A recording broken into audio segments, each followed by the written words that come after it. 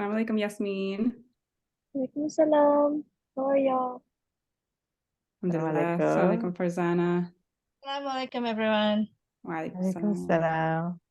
No camera for me today, though. So wonderful to be here. Wonderful. Wonderful. Well, should I get started? Okay, inshallah. Okay, so we're here today talking to Leila Aboulela, author of River Spirit and many other books, short stories and plays. So I'll just share Leila's bio, and then we can start with our questions. So Leila Aboulela is a Sudanese writer whose work has received critical recognition and a high profile for its depiction of the interior lives of Muslim women and its distinctive exploration of identity, migration, and Islamic spirituality. She is the author of 6 novels: River Spirit, Bird Summons, Minaret, The Translator, which was a New York Times 100 Notable Book of the Year, The Kindness of Enemies, and Lyrics Alley, which was the fiction winner of the Scottish Book Awards. And it's also my favorite of your books, I have to say. Let's see. So Leila was the first winner of the Kane Prize for African Writing. And her latest story collection, Elsewhere Home, won the I'm not sure if I'm saying it right, Saltier Fiction Book of the Year Award. Her work has been translated into 15 languages and counting, I guess, at this point. And she was longlisted 3 times for the Orange Prize, which is now the Women's Prize for Fiction. She grew up in Khartoum and moved in her mid-20s to Aberdeen. And as I understand, Leila, is that where you are now? Yes. Okay, nice. I've never been. Oh, But welcome. We're so happy to have you here. thank you. Happy to be with you. Yeah. Yes. So I guess we can start, just talking about, your most recent project, River Spirit, which is the book that we read and talked about. So if you could just tell us a little bit about how this book came about. Well, I wanted to write about this part in the history of Sudan. It was like a very thrilling episode in history, and it involved a man who said he was the Mahdi and said it was the last days in the world, and he believed it, and other people believed it because at the time Sudan was ruled by the Ottoman Empire and people were subjected to very high taxation. So there was a very much a feeling of discontent and a feeling that there was a general sense of oppression. So they rallied around this man, and he gathered, his movement gathered momentum until they were able to reach the capital and put the capital under siege. And the British Governor General was assassinated, and they took over. So that, and then Sudan remained kind of like independent, having self-rule for about 14 years. But the way the novel is, this is kind of like what's going on in the novel, but the story is from the point of view of a young girl and how she's rescued by this merchant from Khartoum when there's a village raid, and her relationship with him, and it becomes like a love story, and also following her as she grows up while all this history is happening in the background. Yeah, it's a lovely book, and I know I think it was your first historical fiction, Lyrics Alley. So it's interesting that you went even further back in time. So it's like Lyrics Alley was this I think I like that novel so much because of the time period, like this new quote unquote post-colonial, African nation, and trying to I guess establish this new identity. And then with this novel, you've gone even further back. So it's just I learned so much about Sudanese history from reading your books, and I especially appreciate to learn about it from primarily women's perspectives, because we just don't usually get that, and it's very different from a male perspective. But so before we talk about the book, I did have a few just general questions about you as a writer. But actually, I wanted to talk though more about your movement into historical fiction, because I know River Spirit is now your third historical fiction. So I was curious about the origins of your interest in writing historical fiction, how that came about. Well, I was always interested in reading historical fiction and reading about the past, and having lived away from Sudan so many years, I became not qualified to write about the present. So like I left in the 80s, so I kept writing about the 80s and about, time I was growing up in the 80s and the 70s. And then as the decades went on, and Sudan changed, I wasn't going back as often. I didn't really feel that I could write about the current situation. So it was easier in a way to go back in history and write about a time that even I know as well as the people currently living in Sudan know that past. So we're kind of on an equal footing. So that's how it developed, kind of like I enjoyed the research and enjoying accessing that time in the past, because the time in the present wasn't accessible to me, and sort of ironically, in a way, the past became more accessible through the research. The thing with Lyrics Alley was that it was set in the 1950s, and that's when my father was young. So he was born in the late, he was born in 1928. So, he was in his 20s and the 50s. And this is the time he spoke about.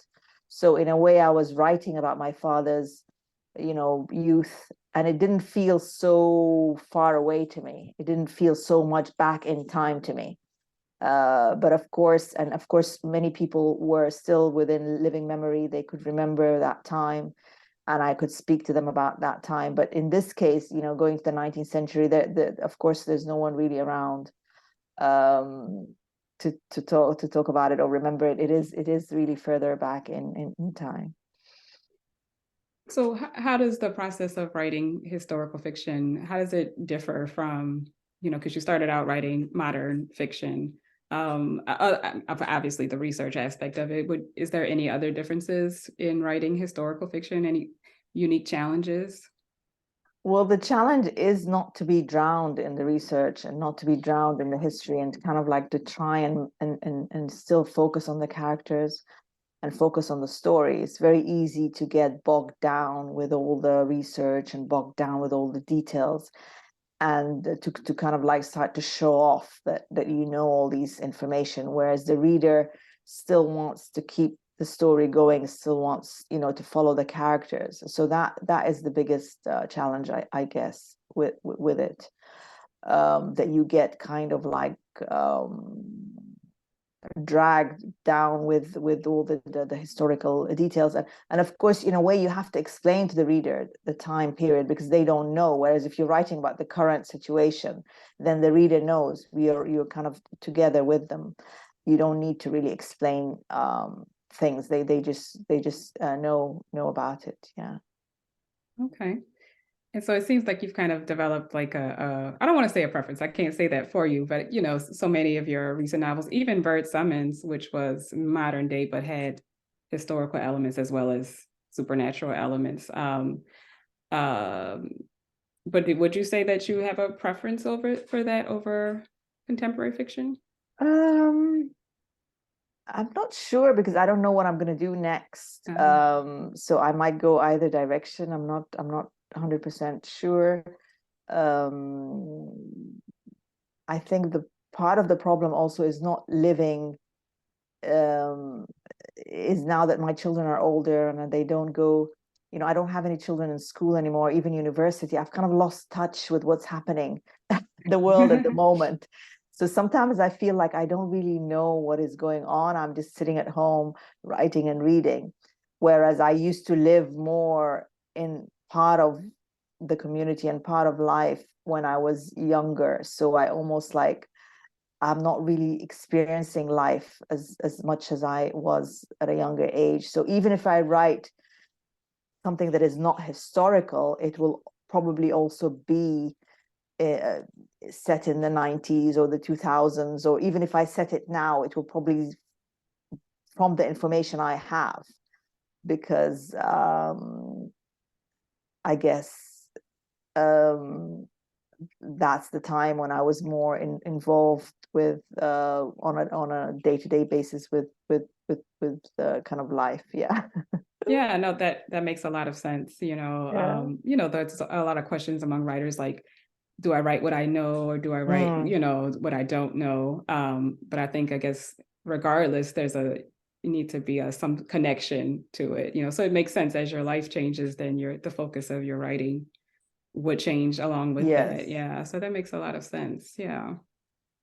So I did want to ask you, I know you've talked in many interviews about how you became a writer, but I was thinking, I was listening to an interview with Toni Morrison, and she was talking about how she didn't call herself a writer until her third book, Song of Solomon. So it was just interesting because it was like she'd already written and published, but she didn't, feel like she could call herself that until the third. So I was just wondering for you, like, if you could tell a little bit about how you became a writer, and like, if you can recall, like, when you like capital W, like you were a writer, did you have that moment, and when was that?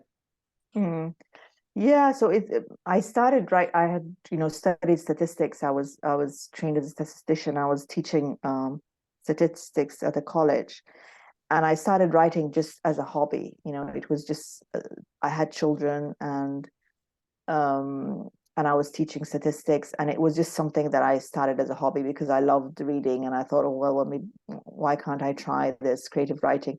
And I enrolled in a correspondence course because that was before the internet, so there was no such thing as internet in those days. There was something called correspondence, and you post the homework, you post the story to the tutor, and you get feedback again by post. And so I did that, and I worked my way through the syllabus, the course syllabus, which also included a reading list. And so I used to go to the library and get the books that were recommended, and some of them were, I remember one was Maya Angelou, and I hadn't really heard of her until then. So it was a big change in me then, that I was reading and I was doing this correspondence course, and I got all fired up with it. I got really excited and feeling that I could do it, and the tutor was always very encouraging. And then I once showed my one of my stories to a friend, and she said to me, well, who was older than me, and she was kind of helping me settle in the UK, because she was a revert, and she was from Scotland. So she said to me, why don't you actually join a class, check out the university, see if they've got the workshop. So I did that, and I started to attend, and things then took off very well from there, because we used to read out our homeworks then, and I would read out the homework, and everybody would be really encouraging, and they started to help me. They said, send it to magazines, and so things started to shape up from there. And it kind of went on pretty smoothly. I started to get things published in little magazines, and then I submitted to in certain projects and things, and then I got an agent, and then I finished writing a novel, which was a translator, and then it got published. But I think the time I started to call myself a writer was after I won the Caine Prize. So I won the Caine Prize a year after the translator was published, and so winning the prize made it like a big difference to me and to my confidence. And I guess then I started to call myself a writer. So even though I had published a novel, it was only the winning of the prize that made me have that feeling. Yeah. Nice. And I'm just thinking, for us as Muslim writers, I remember seeing, I think it was for Minaret, there was a quote about it being the first halal Muslim fiction or something like that. And, I just think about, like, for us as Muslims, like, our relationship with, like, the arts, it's very challenging. And I know for a lot of Muslims, they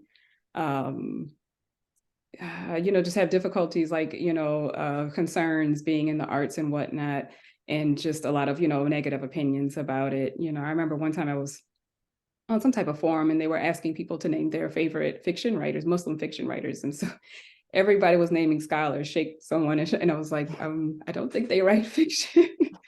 And then my favorite one was, someone said, isn't fiction haram? And I was just like so just depressed after that, you know, that Yeah. this is the opinions that people have, you know. So I wonder for you, did you have any of those challenges when you started writing? Did you ever face any issues outside, like with any criticism, and then within yourself? Yeah. Yeah, I remember feeling that I was only doing it because I needed to do it. It wasn't, it wasn't such a wonderful thing. I remember always feeling, and I still feel this way now, like there's so many other better things to do than write fiction. There's so many other useful things to do or more wholesome things to do than write fiction. I remember in the mosque speaking to my friends, and they said to me, "You'll never get published because they only publish writers who say bad things about Islam." So that was very much the mood also. It wasn't only just that, it wasn't it was about how the industry was never going to accept anything positive. It will always have to be the kind of the narrative of the oppressed Muslim women and all of that. So that was something that I faced. There was also, after the Salman Rushdie fatwa, the fatwa against Salman Rushdie, there was a lot of things said in the media that Muslims can't write, they don't have imagination.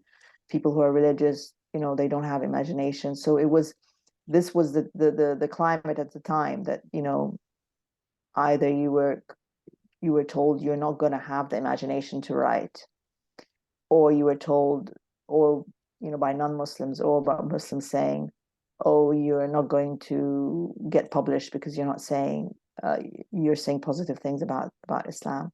So it was not a very encouraging sort of time to be in. Regarding the Islamic aspect of it, I remember looking for fatwas and things like that, and it was the ones I found were to do with the film industry and like the TV soaps and stuff, and I found one which said it was to do with the intention behind it, that it's not about the medium itself, poetry, or it's more about what you're saying and what you are, how, whether it is a positive or a negative thing. So you cannot really say that poetry is haram or fiction is haram or cinema is haram. You can only say that this particular film is, for example, promoting non-Islamic values, or this particular novel is normalizing haram stuff, or that's what you can say, but you can't really say that the whole thing. You can't just denounce the whole thing. So I felt comfortable with this sort of analysis, and so that, I guess that's what I kept going.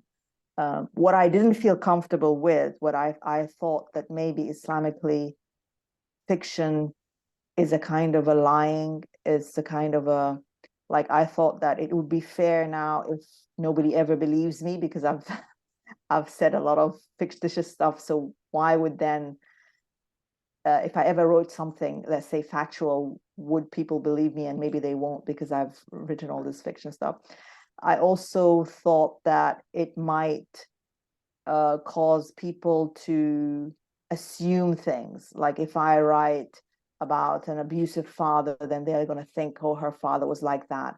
And I thought that's not a good thing. I'm casting like a bit of shadow, for example. And surely in Islam, it's not good to do that. Surely we shouldn't be fueling speculation or something like that. But people do. I mean, I in my first novel, I've written about this Muslim woman, and she's marrying a Scottish man who converted, and people assume that my husband is Scottish, whereas he's not. He's Sudanese, and he's always been a Muslim all his life. So people make assumptions of you based on the fiction, and that is kind of like is a bit can be a bit problematic. So that's what goes on in my head. about it. So I don't know. Proof that No, many people have yeah, it. Yeah. But I yeah, mean, I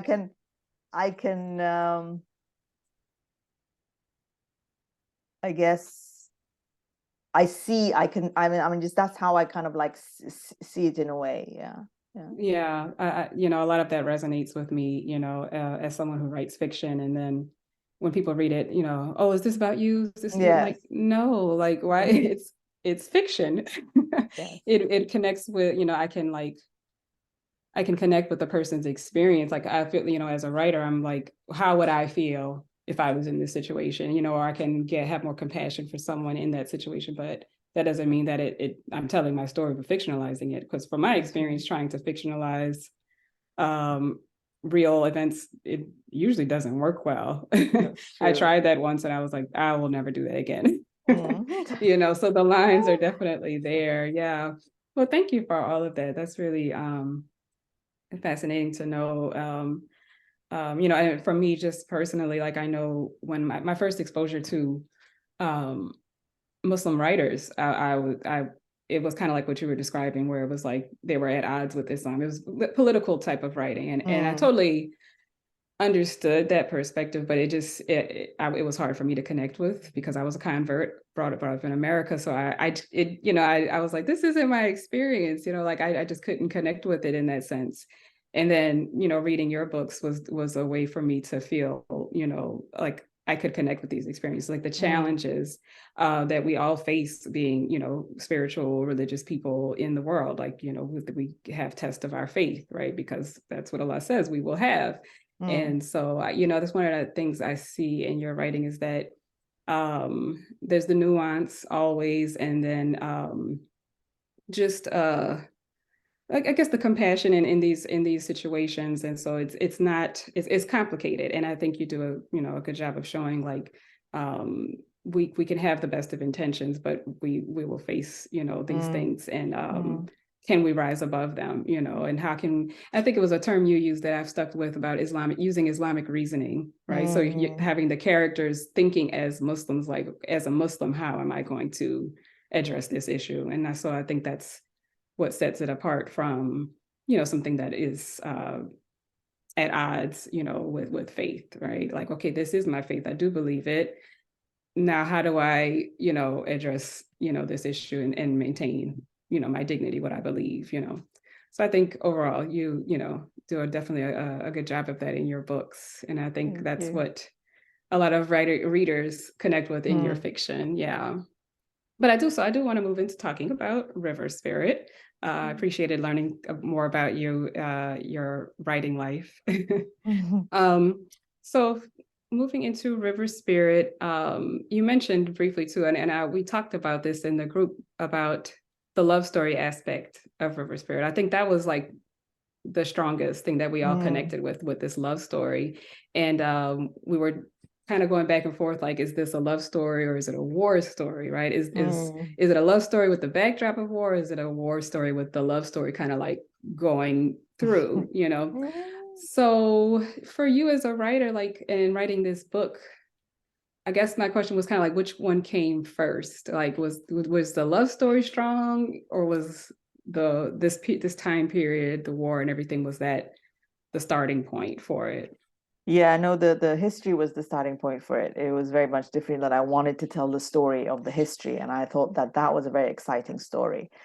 And I used the love story just as a way of having a passing the different characters, like passing the baton on, and everybody telling the story from their point of view. And then it was almost afterwards that I realized, oh, I've written a love story. I wasn't really intending to do that, but it just kind of like happened.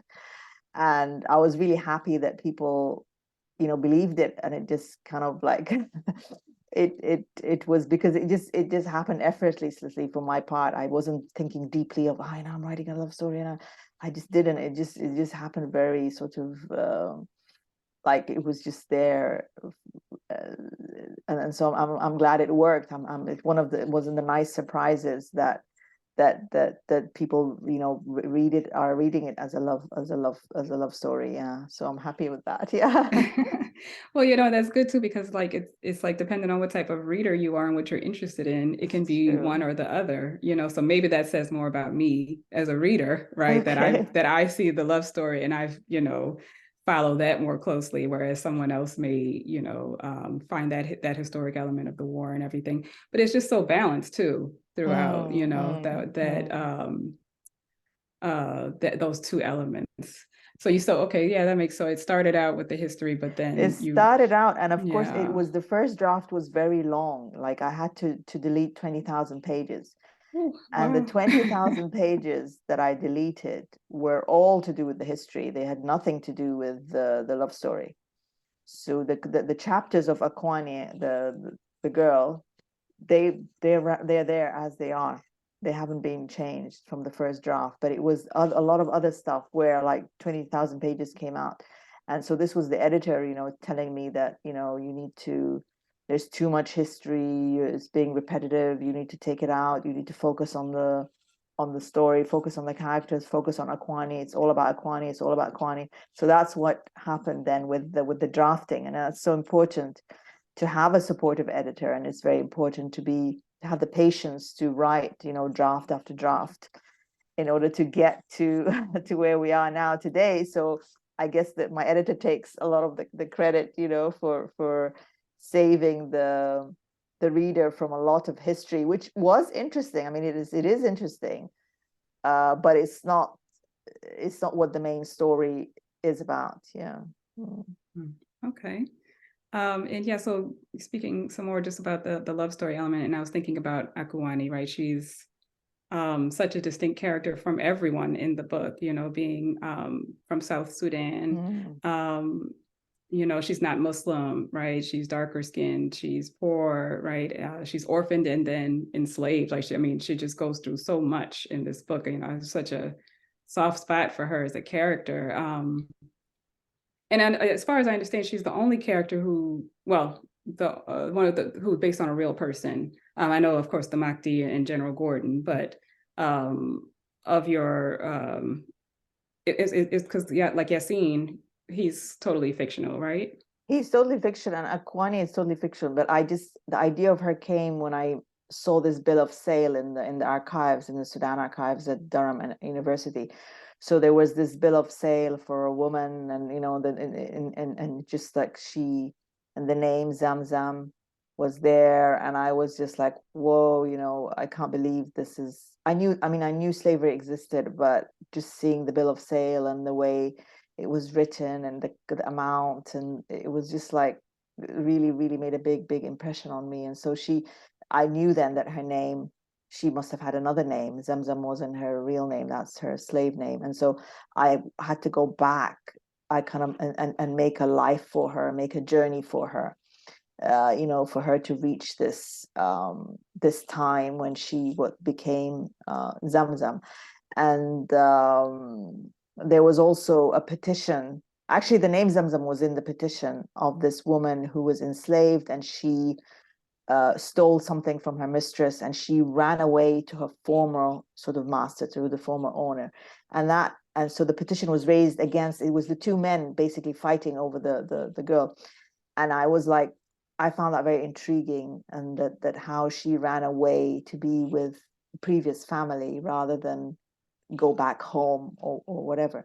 So that kind of made me intrigued about, you know, building a story that would kind of fit this this true narrative that I was reading about.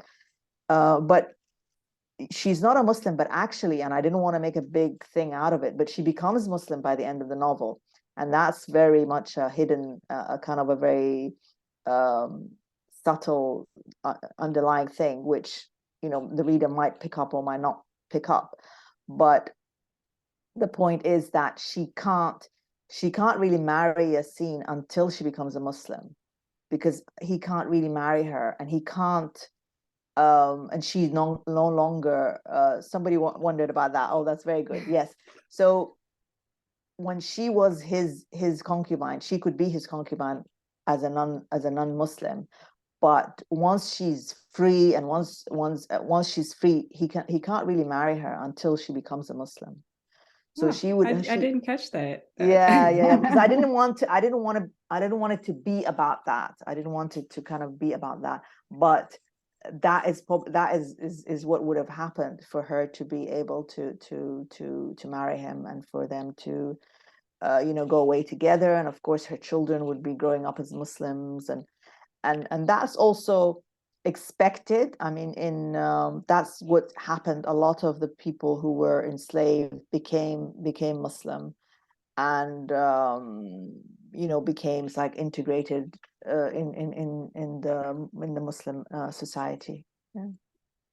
Okay. Yeah, and in thinking about like this story between Akwani and Yasin, and like just I wondered if did you feel any challenges in writing this, this love story, and then this character, Akwani, right, with her background being, different from your own? Like, did you face any challenges or have any doubts? I don't know, what I'm saying, in writing this particular story, this love story?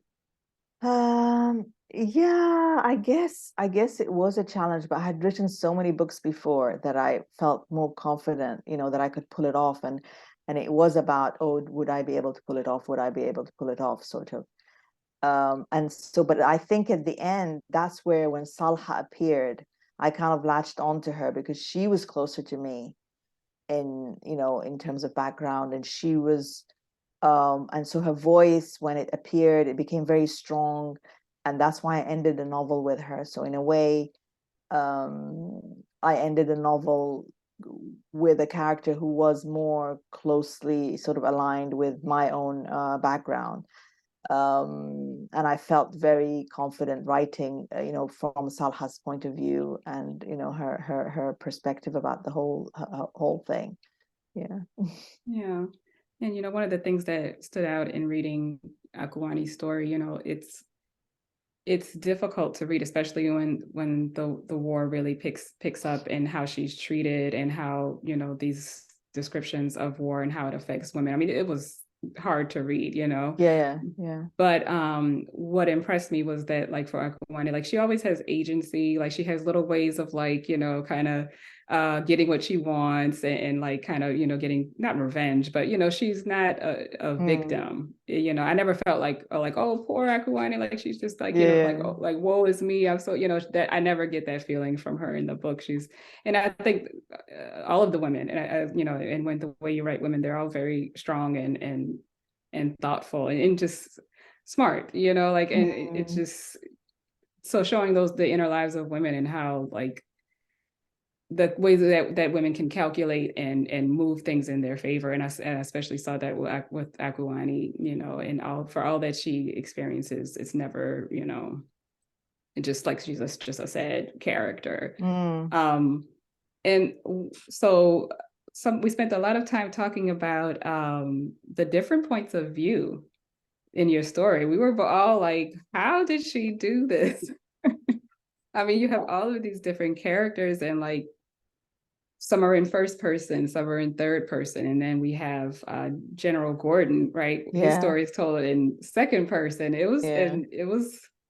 But it's all done well. Like, we were so impressed by that. And I know you've written many books, so I guess we're all kind of hopeful that we'll get to that point where we can feel confident, managing all of these different characters. But so we were curious, like, how did you decide, like, how to tell, like, what, like, certain characters in first person, certain in third person? Like, what was the process, the creative process in that, in telling these in different points of view like that? Well, I needed the different characters to represent the different points of view of the conflict that was taking place. So I kind of needed that.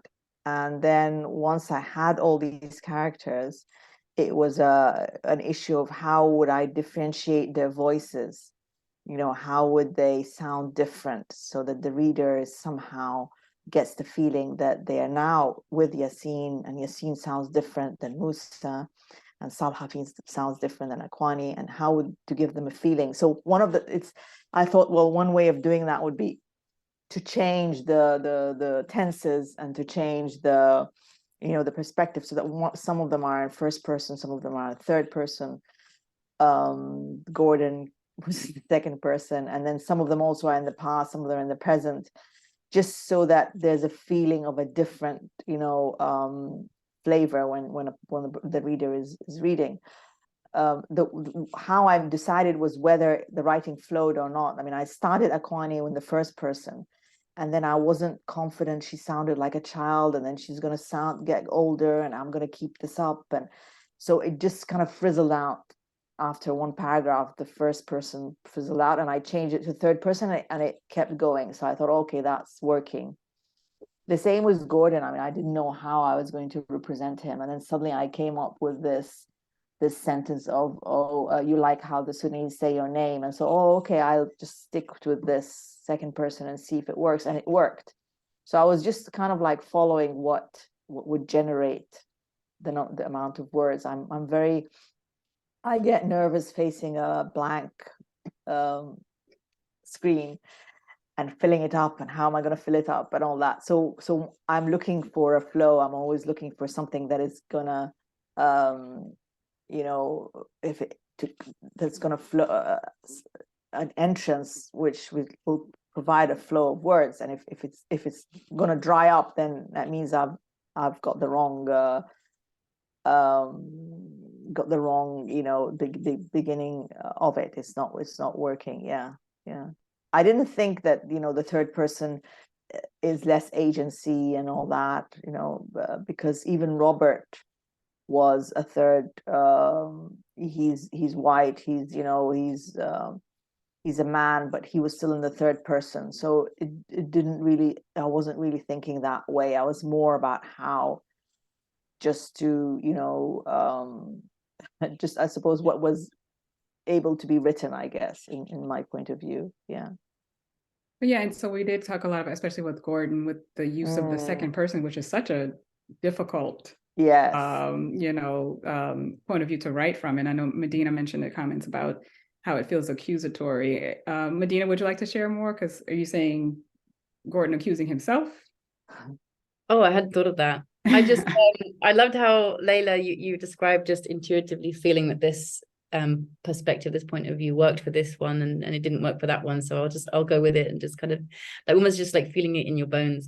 But the thought that did come up in my mind, like, is Akwani, and just, she obviously has agency, like Ambata said, but perhaps she sort of is portrayed as maybe being more like not a pawn exactly, but I don't know, it did just come into my head that maybe some of them seem to have to be more sort of agentive, is that the right word, in the narrative. But then with Gordon, it just sort of had that almost like a sense of like you've done something, like you've kind of almost not pointing the finger of blame, but it was like it was so much more I can't think of the right word. Maybe accusatory isn't the right word, but yeah, it's just like saying you did this, you're doing it. It's you. Yeah, or I thought he was talking to himself also. He could have been that he was talking to himself. Yeah, maybe there's a self-blame element there maybe as well. there's a self, because he was very sort of he had all these journals, and he was quite reflective in the journals. There was a lot of journals, a lot of information about him, so that was also very worrying for me. Like, already there's so much information written about him, there's books and books written about him.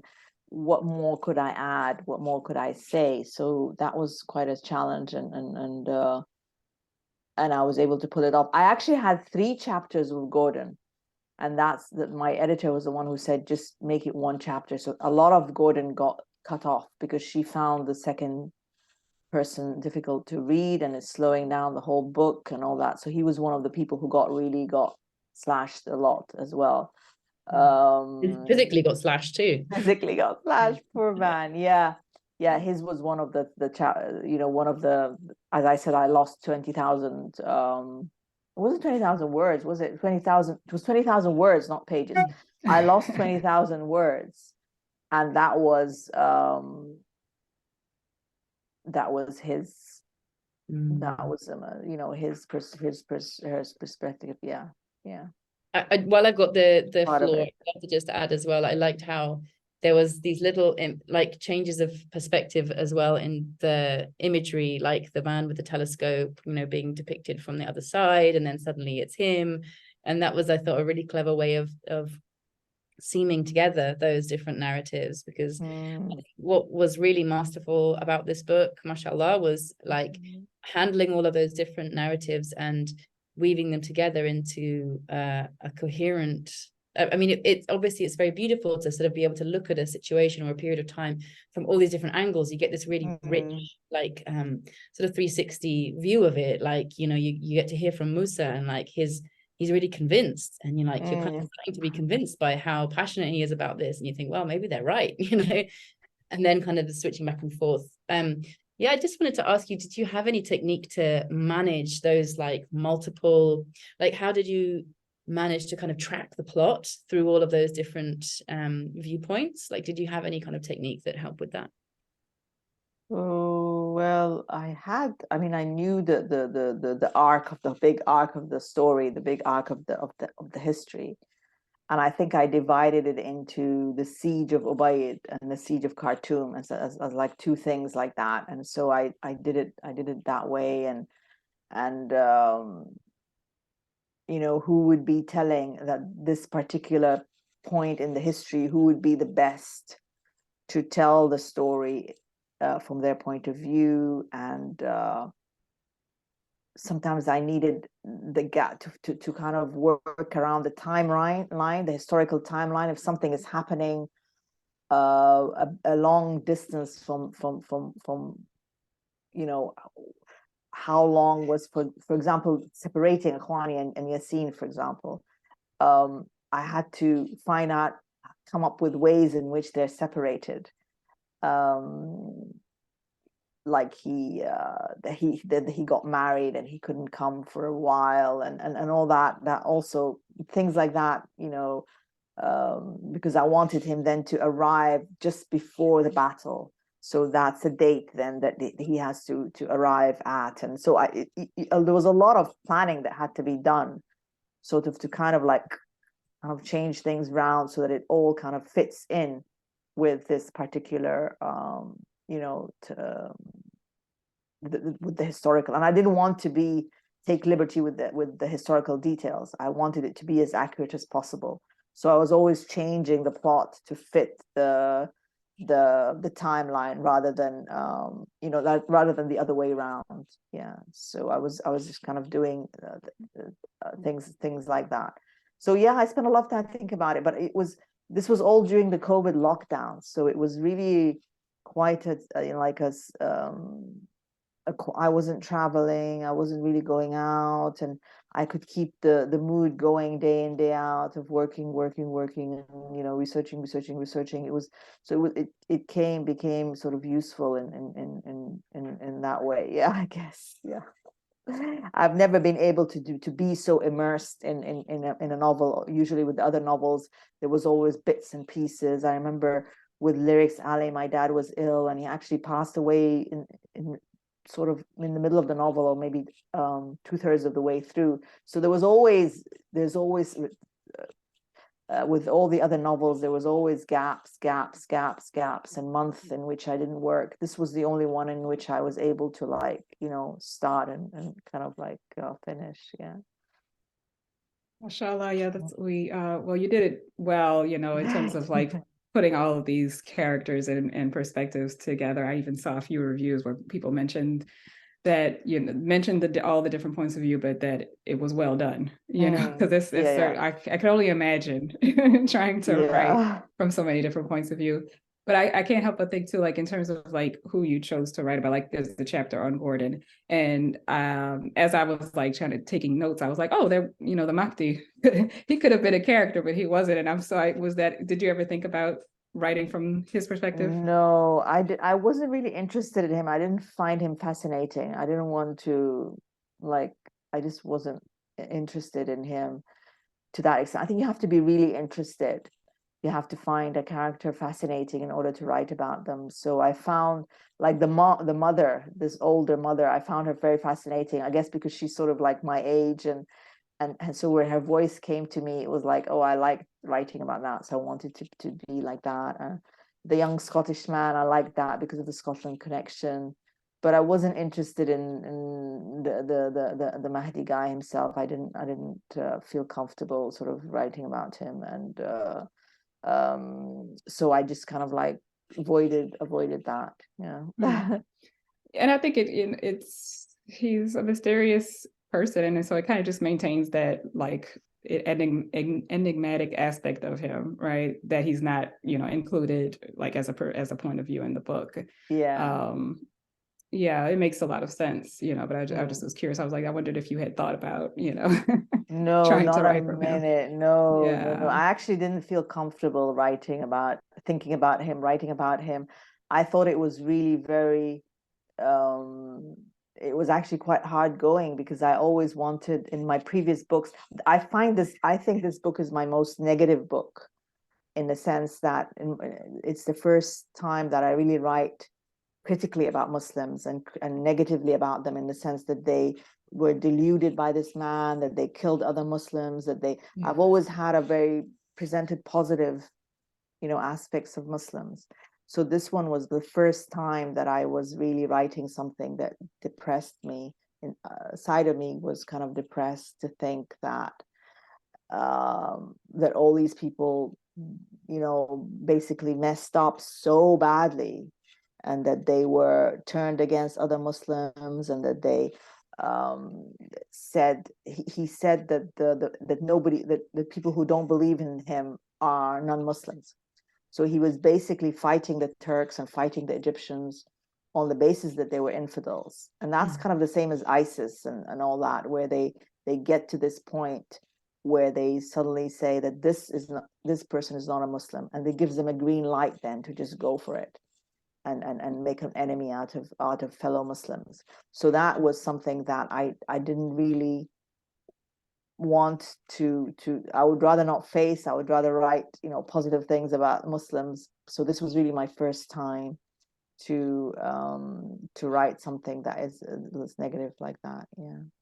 Yeah, that was definitely when I was reading it, I was thinking like, it just how this is something from so long ago, but it is so very contemporary, what Muslims are doing, whether it's a group like ISIS or whether it's just Muslims in general, like how we are so quick to dismiss another Muslim. And for me, it's like, I thought if you said the Shahada, that meant you were a Muslim, but it's like now there's all these different criteria, and it's like, but that doesn't seem to be what Islam is, from my understanding, and how we can just so, and I know some of our, like, our scholars have talked about that, right? Like how we're dismissing each other, and that's not, the Islamic way.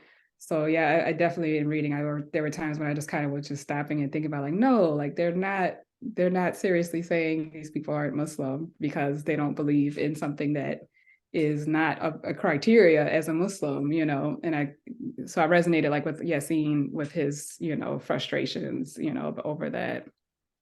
Yeah, it was very important for me to write about, like, for me, Yassine is a hero. And these were actually the Khartoum scholars the ulama who Yassine represented. They, to me, were the heroes of the history, because they were the ones who from the beginning knew this guy was fake and stuck to that. And yet they were accused of being, government stooges, and you're supping with the Sultan and all that. And it kind of echoes what happens nowadays, that you get the established scholars or the ulama saying things, and everybody's so quick to say, oh, you're just, you're a part of the government, you're all of that, and people don't listen to them, but they are actually coming from a solid Islamic opinion, and they're making these opinions, for example. But people are going towards the radical, people are going towards the kind of the rebellion, that's kind of attractive. So I felt that was really something. I didn't stress it so much, but to me that was really important, that I see this happening very much, the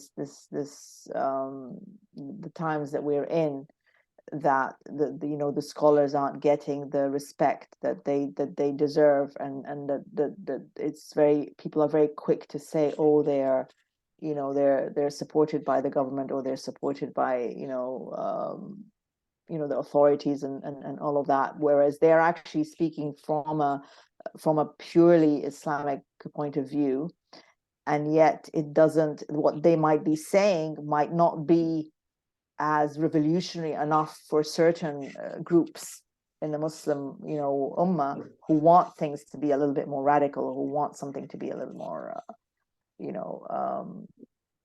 sort of, I guess, Islamic, for example. It's like when they say, I remember that very clearly when the debate about wearing the hijab in France happened, and the Muslim scholars and the ulama said, well, the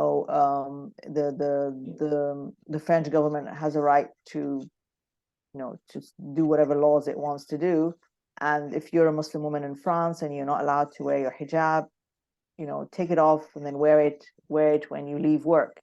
So this was a proper fatwa given by Azhar and all these places, but yet the average Muslim wasn't happy with that. They were like, no, it's a right and we need to demand our rights, and all of that. They took that kind of position, which was then supported by the human rights and all of that. But the ulama are doing the fatwa. They're doing the official thing, whereas that if you are coerced in any way, if the average Muslim can't obey, if you can't practice your religion in a non-Muslim place, then you just have to obey. You can't be rebellious about it. So that's the kind of thing that we see nowadays, and it happens again and again. And so I found that pretty I found that interesting, yeah, because a lot of there could have been at the time a kind of a liberal opinion or a leftist opinion that would have supported the Mahdi and would have said that the Sudanese have a right for self-rule and that these are foreigners, and this opinion makes it into the history pages, let's say, of the Sudanese syllabus. But yet Islamically, this was not a good. This movement was a false movement. Yeah. Mm-hmm. Thank you. Sorry. Oh, no. This is heavy. It went very heavy on you. It's okay. But I just want to go back to the characters, because we talked about what like personal favorite characters and whatnot. Like I was thinking about her name escapes me now. Yassine's mother. Was it Fatima? Oh yeah, Fatima. Yeah. She kind of reminded me in a weird way of Wahiba from Lyrics Alley. Like this, like, she's very calculating, and she's,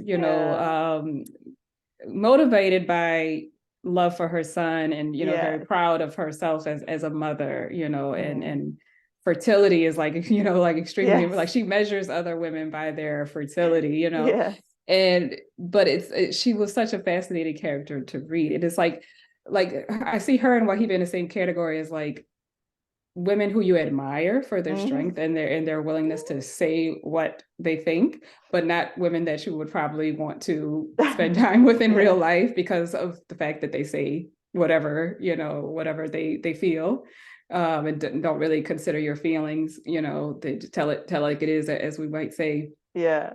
So I was wondering if you, like, for you and you're like, did you have any for this book, River Spirit? Did you have any favorite characters? And also like characters that you did not like or that you had difficulty writing?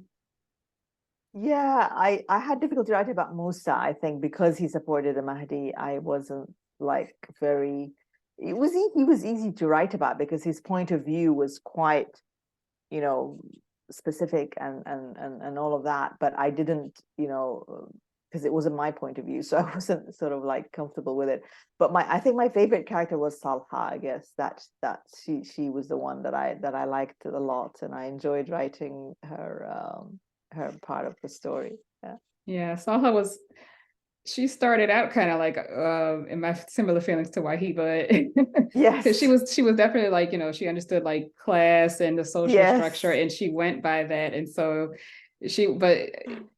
Yeah, the last section with her, with the epistolary section, it really like opened up her character a lot, and just in her fair-mindedness and things like, you know, and I don't want to talk about the ending just yet, but I was like so surprised by her decisions at the end, like, you know, that like I did not expect that in any way, you know, so it was like, I don't want to say she redeemed herself, because she didn't need to redeem herself, but I just saw her in a totally different way, you know, after these choices that she made, you know. Yeah. So, but before I get to the end, because I just have one more question, and I want to give everyone else a chance to ask some questions. But we talked a little bit about like the difficult subject matter in River Spirit. I mean, because it is very intense, you know, rape and enslavement, and you know, not just war violence, but you know, war violence against women. And you know, as writers, we, especially if we're writing fiction, or not necessarily fiction, but writing about these types of things, like you talked about, like how you don't necessarily want to, but you can't tell the story, right, and leave that out, because if you had written it without that, you know, that would be dishonest, right? So for you as a writer, like how do you write about these difficult things? Yeah, I think it's very important to write in a very natural way. Like, I don't want to be looking over my shoulder. I don't want to feel when I'm reading someone that they're very self-conscious. So if I was writing about something that was making me uncomfortable, let's say sex, for example, I don't really have a lot of passionate love scenes in my work, because I'm just shy, or I'm just not comfortable writing. So I just don't, because I think that if I do, then it's not going to come out well. You know, it's just going, and I'm not saying that it's not there in the work. It is there in the work, and people do see it. But I mean, I'm not that sort of writer, or I don't feel sort of comfortable 100%. So, and I don't think that you should challenge yourself as a writer to do that. I think you should, if something is making you self-conscious, then don't, because it's going to feel wooden on the page. It's not going to be, it's going to feel sort of like awkward. So just write about something else. There's no end to what you can write about. There's so many different things. So if something fascinates you, and you feel a freshness to it, and that you're able to talk about it without this feeling that you're looking over your shoulder, without this feeling that you're being censored, without this feeling, you know, that you're just repeating somebody else. It's your own, like almost like a childlike, you know, a natural response to something. Just, that's the best writing that you can do. So that would be really my advice, so that if this feels naturally to you, do it, but don't feel that you should shoehorn things in. Like, oh, I have to have something about this now, because, you know, that's what people do. Or if it's not natural to you, and or to the story, or to the characters, and just don't do it. So just kind of keep it sincere, I guess. That's where the sincerity comes from then, if you're not forcing yourself, or forcing the thing in the story. So even, let's say you're writing about war, but if you don't feel comfortable writing about violence, there are other things that happening in war that don't necessarily have the violence right there facing the reader. It could be off stage. It could be, you know, women give birth during war. There's weddings. There's, you know, even there's shortages. There's things that you could focus on, and have these other things that you don't feel comfortable with. They could be, you know, put in the background for the reader to fill in the gaps. So, thank you. And that made me think of another thing we talked about like, in addition to writing from different points of view, like writing from male characters, writing from non-Muslim characters, people of different races, right? It was all very strong and believable. Like Robert's character, it sounded very much like a white Scottish man, you know? And I know, like, especially like when you're starting out writing, that can be, you know, difficult to do that. So maybe if you can just speak on like developing those skills to write from so many different, you know, perspectives like that. Yeah, I remember finding the idea of writing from a man's point of view was like, to me, like, that's so alien and I could never do that. So I only did that after I'd written quite a lot of short stories from the point of view of a woman, and then I switched and started to write from a point of view of a man. And then when I did it, I was surprised at how easy it was. Like, it wasn't as difficult as I thought it would be. But people still felt that the writing was richer when it was a woman's point of view, that somehow there was a little bit of stiffness when I was writing from a man's point of view. But then men can be stiff too, in a kind of way. So I think if you want to do it, you should just do it if it feels natural, if it feels right. But don't feel that you should. I mean, don't feel that you should write from a different point of view, and also don't feel that you shouldn't. It's just about it being natural, about it being, it's almost like when people write about from the point of view of trees or animals, you'd think, why are they doing this? That's so, like, why would anybody want to do this? But some people do, and they're there, so that's also a choice that people make. And if it feels natural to them, then they can do it, and they get away with it. Yeah. Also, don't analyze too much. I mean, when you're writing, don't be so hard on yourself, as in, oh, I wonder why I'm doing this, or this is this, or this is that, because that's just gonna be a cold water on the whole thing. It's better to keep going and not to think about it too much. After you've got something written substantial, then you can step back and look at it and change it and ask yourself these questions. But it's better to have something on the paper than to be outside having not written a single word, and you can just spend hours and days worrying, and should I do this and should I do this, and it's better just to start and have something there. Then you can play around with it, or change it, or do whatever you want with it. Yeah. And it's funny because one of the things that we talked about in our discussion of the book, we were talking about women writing men and men writing women, just in general, like what we experience in fiction. And we kind of all were like, women do a much better job of writing men than men do of writing women. Like you were saying, like, if the character seems a little bit wooden, and we were just talking about like how a lot of times when men write women, it's usually just very flat, and like what they think that women think about it is like not, like it's just very like two-dimensional, and it's so I was just thinking about that when you were talking. But so I did want to talk about the ending, and so this is kind of, I guess, hopefully everyone in the group has finished the book.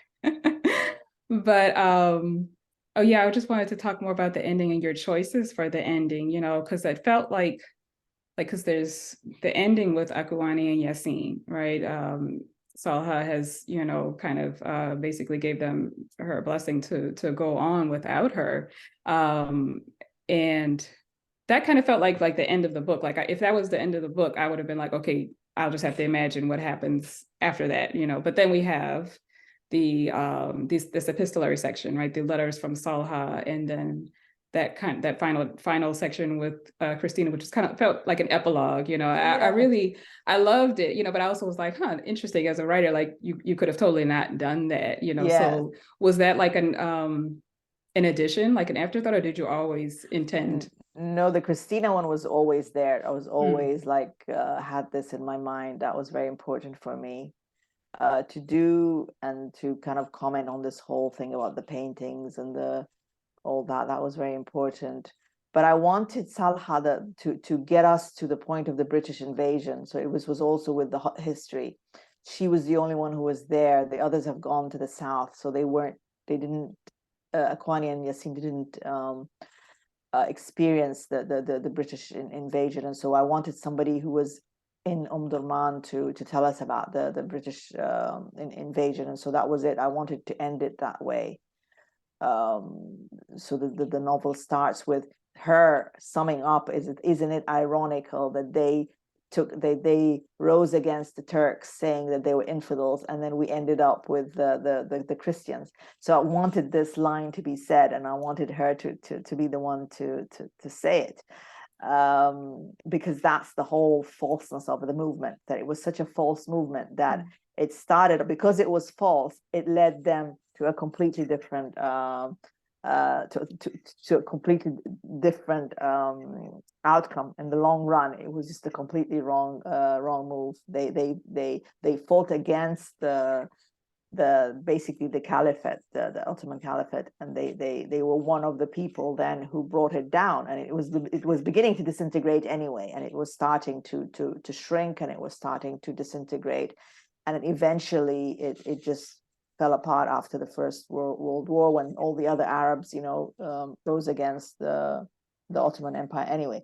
So that's what I wanted. I wanted to kind of get to that historical part, and so she did that for me. But I remember the first editor I worked with, and she said to me, "This novel has to end with Akwani. We have to have Akwani in the river. This is how it should end." And I thought of that, and I couldn't do it, because I had lost interest in Akwani and Yasin. Once they were together and they had gone, it was like, okay, the love story's ended. Let them get on with it. Sort of. So yeah, and yeah, I felt that too. Like it was satisfying, yes, it's that they were together, not the circumstances that anyone would have wished for them, right? yes, But yeah, they and now, just rooting for Akawani, like she got her yeah. love, She she got what lost her she wanted. father and lost That's her true. brother, and so she got her love story, Yeah. But thinking about Salha's choice, right? Like basically to ask Yasin for a divorce, and Yes. also to, send her child, like, so she's yeah. without her husband and her child. I mean, I can only imagine what that was like for her.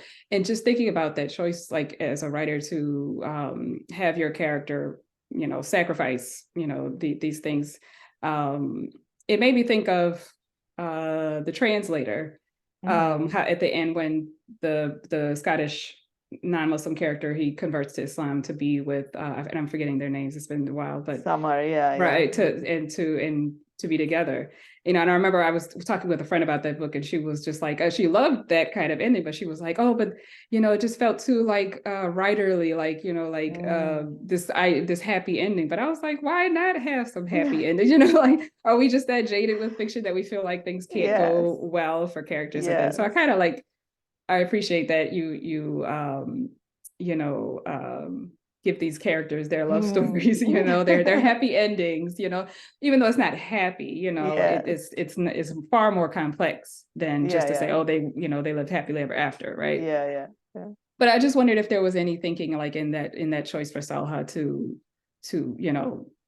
ask for a divorce and just that sacrifice for her, like it was like in writing an ending, basically, like how to decide like how to end it, like what might you have been thinking about in making that choice for Salha, or writing that choice for her? I don't remember, to be honest, how this part came. I guess it was because she didn't want to say that he was alive. I guess so. But I think it was her giving the son away, then enabled me to have these letters, which she's writing to her son. Mm-hmm. It became then a natural way to set up these this section. So how do we get the section? So I'm wanting the reader to know about the history, and I want her to be the one telling the story. How do we get it to be a natural way? And in a way, also, if she wasn't writing the letters to the son and Zamzam and all that, then I would have had the Akwani would have been completely out of the picture, whereas she still remains somehow up until the end, because the last letter is addressed to her, and telling her about her brother dying and all that. So she was still kind of like part of the novel. She hasn't been completely discarded, which would have happened if I had just had like a Salha section on her own. so I don't remember what I had for this Yasin. Maybe was that he was going to be killed. I don't know. I don't remember that what my kind of thought processes was. It was at the time, yeah. But yeah, just that ending with Christine. Is it Christine or Christina? I can't remember. Yeah, that was it's like there's the love story with Yasin and Akawani, them being together. But I felt like that was like the real victory, right? I mean, it was just it was kind of interesting because she burns the portrait for her own reasons. But it's like she doesn't know, of course, that Akawani is getting what she always wanted, was for this image of her to be destroyed, So it was like such a good last, like, that was for me, was like the real victory, that Akawani, her image is not, especially knowing that, like, you wrote for her to become Muslim, right? She would definitely not want, this image of her to be preserved, so it's like the opposite of what some people would think, right? If you have like more of a colonial mindset, you think like, oh, this art should be seen or whatever. But if you have a different perspective on things, then that people have the right to privacy and not having their images, used without their permission, So it was, that last victory for her was like really, really good. That's really good. Yeah. No, I felt very sad reading about these women in all these Orientalist paintings who were, a lot of them were enslaved, or they were prostitutes, and they were like kind of like forced into this. And it wasn't as depicted. I mean, the paintings depict a kind of a middle class household or an upper class household, but these painters actually never had access to these households, because these people were Muslims, and there was no way they were going to have access to these households. So a lot of these women were either enslaved or they were actually, prostitutes. That's the only way they had access to these women. So it was a fantasy, and they never really reached the interiors of the Muslim households. So it's sad in a way, that is what had happened. Yeah. Oh yeah, thank you so much. I really enjoyed this conversation. And I'm sorry for anyone in the chats. I cannot do a talk and chat at the same time, so I didn't even look at these chat messages. I was trying to, but it was too distracting for me. No, I looked. Thank you very much. Okay, I'm looking at them now. Yeah. But yeah, so let's, everybody, if you want to, I do see that Medina has her hand raised. If anybody else wants to go first, then please ask, because I'm always jumping in. Does anyone else have anything they want to ask? You've got it. Who's that? Farzana? Yeah, but does someone else have a question first? No, go ahead. Okay, great. So actually, I have two questions, and I actually met you the first time in Doha almost 15 years ago. And at that book event, you had told me that I should never be afraid of asking questions. And I wish I could remember that, because I would love to ask you a 15-year-old question right now. And at the time, though, you had mentioned that you do like stream of consciousness morning writing. And I'm curious if that is still a practice that nurtures your writing at the moment, and if that is still something that you continue to do. And then my second question is, so I'm still reading the book. I'm not entirely finished, but more also like from the writer's perspective. You mentioned that, when Salha appeared as a character. So what I want to know is that when you're writing, I guess, do you have some characters that you're bringing in, and then you leave space for other characters to just kind of show up as they need to? Or did you have this in the back of your head already? Like when you're starting, do you kind of have that idea? That's and I enjoyed this entire conversation. Oh, thank you so much, Farzana. Yeah, no, I didn't have the character of Salha at the beginning, so she's somebody who just showed up. But I guess that's happening in this novel because of my need to tell the history. I think if it was just another novel, you wouldn't really have characters showing up. You might, but you won't really have it. It might not happen, or suddenly there might be a letter from a character that has been mentioned, and suddenly you get their voice through a letter, which can be also very, very nice. So no, that happened suddenly. I wasn't planning for that at the beginning. the thing with the writing first thing in the morning, actually, I'm doing it even more now than 15 years ago, because 15 years ago, you know, I had children at school and so on. It's very difficult to do the first thing in the morning, because that's usually a busy time in households with children, or if you're working, it's not practical. But now I do that. I do the writing first thing in the morning before going online. That's the thing. I find going online very distracting once I start the WhatsApp messages, the news, the Instagram, all that stuff. It just takes me away from what I'm writing about. So I try and do 800 words before I open up the the internet, and I find that to be very, very helpful. And I aim at 800 words, and if I do 800 words a day, then I feel that I've done something. So that is still my go-to time. I've never been able to write at night. I think editing and stuff I can do during the day, you know, go back, read things I've written, correct them, you know, do other stuff, emails, things like that. But really the first morning is very nice, is like a fresh time to do fresh writing. Yeah. Thank you. Okay, Medina. Thank you. This is so interesting to like get the behind the scenes view of like the writing of the book and how you structured it and how you framed it. Oh, it's just so fascinating. And I just wanted to ask, well, first of all, I thought it was I really liked I didn't like it, but I loved also the kind of the writing choice of having Salha, you know, having this thing happen to Salha. I don't want to give it away for who Kanish and Farzana.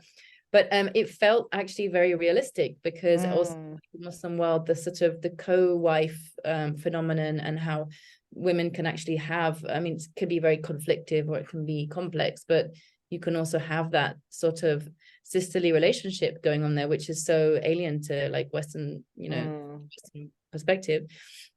And that thing of giving the child to, yeah, okay, I don't want to give it away. I'm not going to give any more spoilers, but in that context, how do you feel? I also felt like it was a very interesting flip, like it was a really twist, and it kind of introduced that sort of climax of, you know, I don't want to give too much away, but how do you know how to end a story, like something that has been so long and, you know, like full length story of a novel, and sort of interweaving so many strands in contemporary fiction? Like, it's quite common to leave things sort of unresolved, or to not give a neat sort of solution and leave certain kinds of questions or tension, or sometimes there's just a climax and then that's it, like you kind of just left with something like boom, and then you just kind of have to walk away shuddering, you know. What's your process with like winding a story up? That's a good question. Or So also twists at the last minute. I feel that I have to keep going. My philosophy is that I'm holding the ball, and I mustn't drop it. I mustn't drop it, and there's a big chance I will drop it. You know, I'm very careful. I think at the beginning, you can a lot of novels start off well. You can get a kick start and you can keep going, and then, but are you gonna be able to keep it going till the end? That's the thing. So I'm always like, you know, the momentum has to be kept going, the interest has to be kept going. It mustn't go flat. And I guess as soon as I start feeling the flatness is going to come, then that's it. That's time to shut down before it starts to become sort of flat. And that's when it was suggested to me that I write about Akwani, and I thought of her with the Yasin and the river, and it just felt like a flat. Everybody's happy, they're together, and it just felt so flat. And I just said, no, I can't do this. This is not my ending. I want to keep the ending, you know, kind of alive till the end. I don't want this kind of flatness at the end. So that to me is how I see it, you know, just keeping the tightness, you know, going up until the very last word, you know, that people are reading up until the last word. But it can be a challenge. I think it is a challenge, but what's the harm? You can keep going, you can go to the flat part, and then you can just take it out. What's the harm? even if you keep going, and even if things start to, get all, blah blah blah, and just you'll, when you're editing, you will see it. You'll see, oh, this is tight. This is really tight, and then now we're beginning to kind of lose, kind of deflate. So I'll just stop here. So I think that could also come from editing, from putting it away for a long time and then going back and looking at it, and then you can then make the cut. You can make the cut then. Yeah. Do you have any advice for introducing twists and surprises?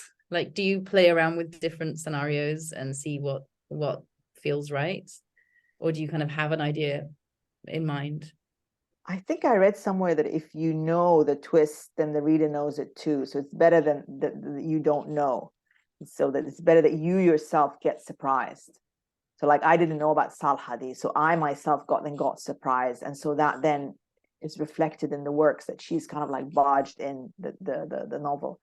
So if you know that there is a twist, then it might not be as exciting because you know it, and then it might be better than to have it come naturally to you, and then you're putting on the paper, and then you can go back and leave little hints.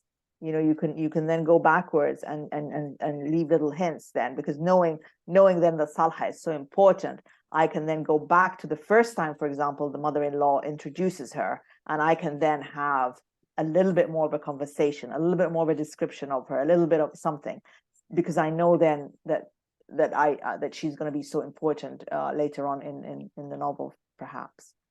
So that's the sort of thing. Yeah. Thank you. That is so useful. And it same goes for the other things, for characters that nothing comes out of them. Sometimes you start a novel and you mention places or characters and they don't last, they don't live. So I go back and I just take them out, because they've become red herrings for the reader. The reader is thinking that this name is important. The reader is thinking this place is important, but it's not. So we just get rid of them, Yeah, thank you. Any other questions? I was thinking too, Leila, just you talked about the red herring and like the characters that fizzle out, but I was thinking about like the prologue to this novel, like this character who is only seen in this opening scene. Did that come in early in the writing, or was that later? No, she was actually chapter 9.